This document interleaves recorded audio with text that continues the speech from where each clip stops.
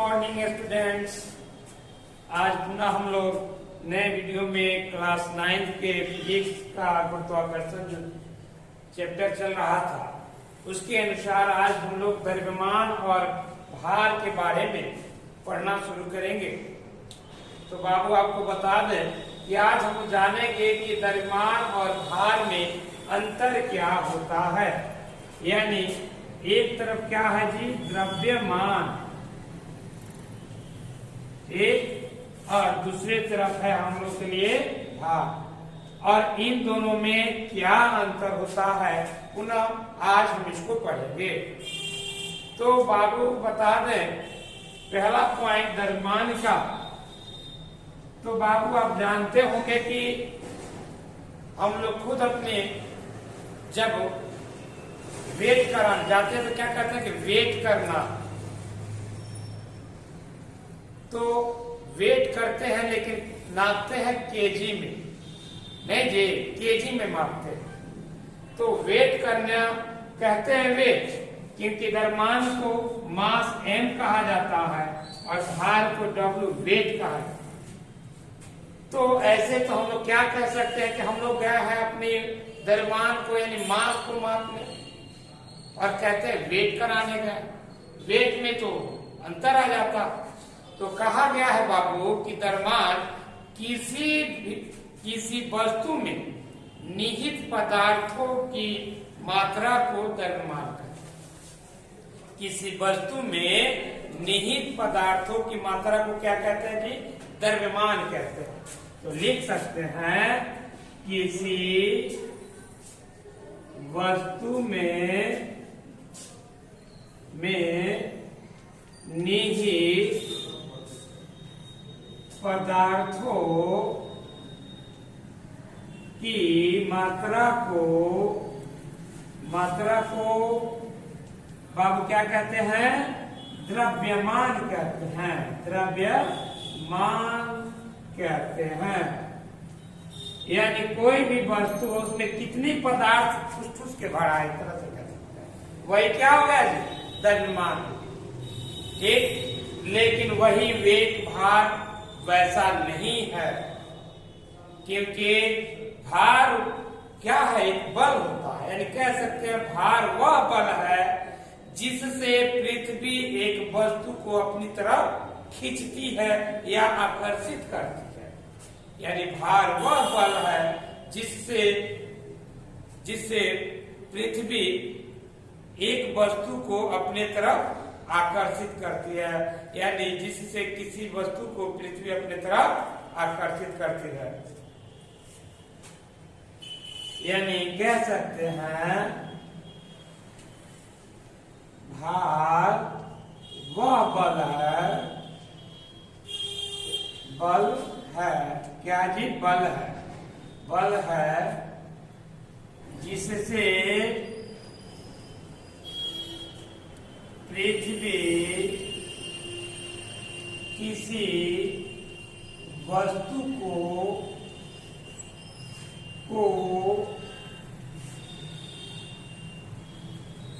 अपने तरफ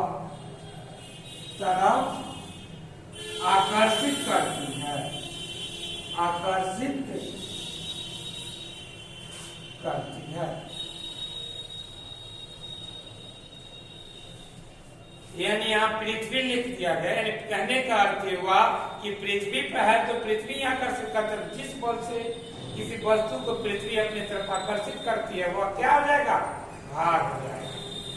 तो बता दे बाबू कि आप लोग देखे थे इससे पहले हम लोगों ने एक फॉर्मूला लिखा था इससे पहले वाले क्लास वीडियो में कि F बराबर mg।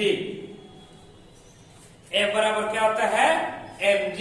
यानी क्या दर्शाता है कि अगर फोर्स का जो पृथ्वी का गुरुत्वीय त्वरण निकालने के तहत हम लोग ने पाया था कि जो फोर्स होता है मास गुने एक्सेलरेशन, यही होता है जी। यहाँ पे लेकिन कोई वस्तु नीचे की तरफ फ्री फॉल में गिराया जा रहा था तो वहां पे क्या हो गया, एक्सेलरेशन की जगह पे जी लगा था। तो वहां पे जो बल लग रहा था वह F बराबर mg लग रहा था। तो यही क्या होगा, और यहाँ पर भी बल वही लगेगा जिससे कोई वस्तु को अपनी तरफ खींचती है।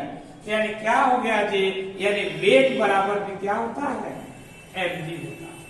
यानी इससे क्या मालूम चला कि अगर मास में, किसी वस्तु के मास में अगर गुरुत्वीय त्वरण को मल्टीप्लाई कर दिया जाए तो वह उस वस्तु का भार कहलाता है।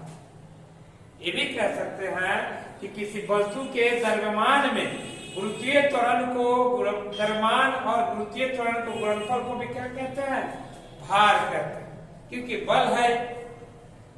यानी इसीलिए कहा गया है बाबू कि अगर देखा जाए तो किसी वस्तु का द्रव्यमान शून्य नहीं होता है। यानी लिख सकते हो कि किसी वस्तु का द्रव्यमान शून्य नहीं हो सकता, शून्य नहीं हो सकता है। किसी वस्तु का द्रव्यमान शून्य नहीं हो सकता, लेकिन देखिए भार जरूर शून्य हो जाएगा। कारण है बाप, ये बताइए, अब मान लीजिए कि अगर कहीं पे कोई वस्तु है, वहां पे कोई गुरुत्वीय त्वरण ही न है। जब गुरुत्वीय त्वरण ही नहीं रहेगा तो क्या हो जाएगा, भार शून्य हो जाता है। आप देखते हैं विदाउट गुरुत्वीय त्वरण पे क्या कहता है, वैज्ञानिकों को ट्रेनिंग दी जाती है। क्यों दी जाती है, क्योंकि अगर अंतरिक्ष में जाने के बाद क्या होता है, वहां पे जो गुरुत्वीय त्वरण है, ग्रेविटेशनल फोर्स खत्म हो जाता है, तो वहां पे कैसे रहना है, तो वहां पे भार क्या हो जाता है, शून्य हो जाता है। यानी इसलिए कहा गया कि द्रव्यमान शून्य नहीं हो सकता है, लेकिन भार क्या हो जाएगा, शून्य हो जाएगा। यानी क्या लग सकते हैं, यानी वस्तु का द्रव्यमान भार शून्य हो सकता है। क्या जी, भार शून्य हो सकता है। इसीलिए कहा जाता है कि द्रव्यमान कहीं भी जाएंगे तो नहीं बदलता। अगर हम किसी भी प्लेनेट पे जाएंगे, किसी भी ग्रह पे जाएंगे तो द्रव्यमान में कोई अंतर नहीं आता है, लेकिन भार में अंतर जरूर आ जाता है।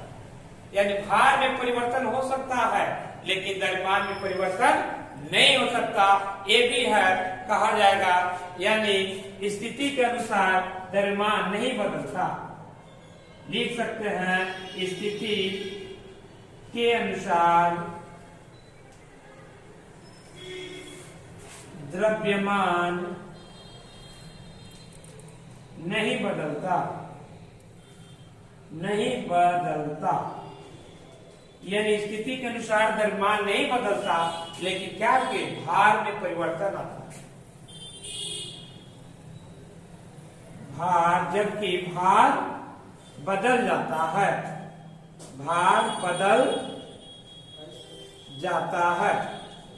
आपको बता दें बाबू कि अगर हम पृथ्वी पे किसी वस्तु का भार 60 kg हो, तो वही हम जाएंगे चंद्रमा पे जो भार होता है, एक फॉर्मूला यहाँ पे लिख देते हैं वेट के अनुसार, कि अगर हम लोग मून का वेट देखें तो जो मून का वेट होता है वह अर्थ के वेट से क्या होता है, 6ठा भाग होता है।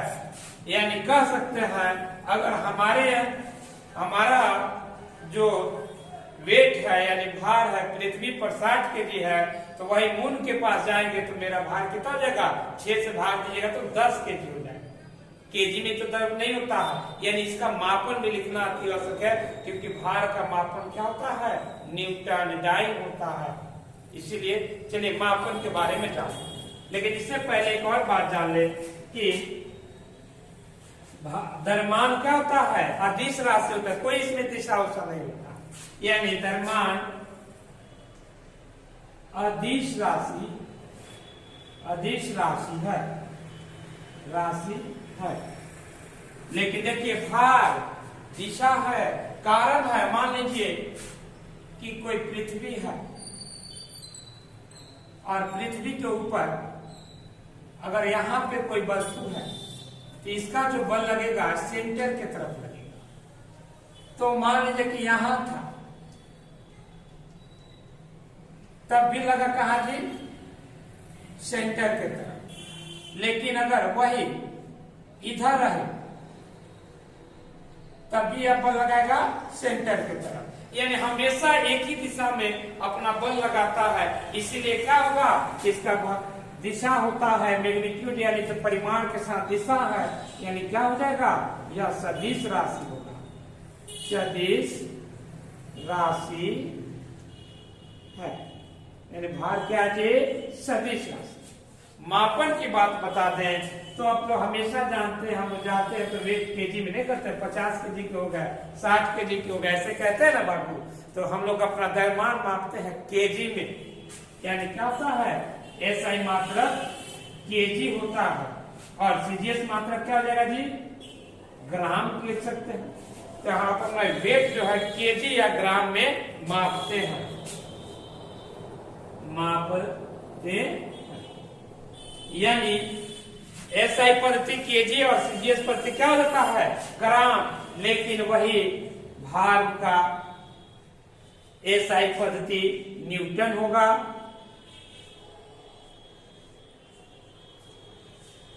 और सीजीएस पद्धति डाइन होता है, डाइन।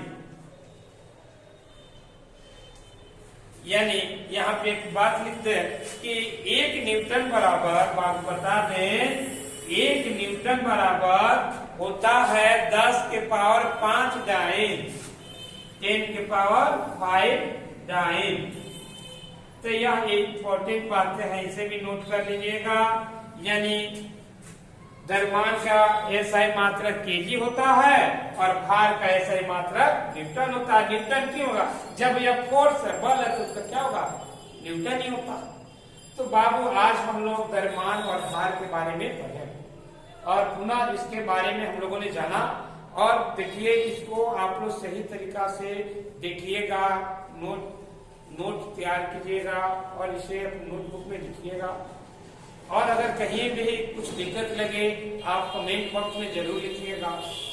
और पुनः आप लोग अगर नए बच्चे हो जो हमारे वीडियो कभी नहीं देखे हो तो सब्सक्राइब कर लीजिएगा, लाइक कर दीजिएगा कि आने वाले जो भी वीडियो होंगे आपके पास पहुंच जाएंगे।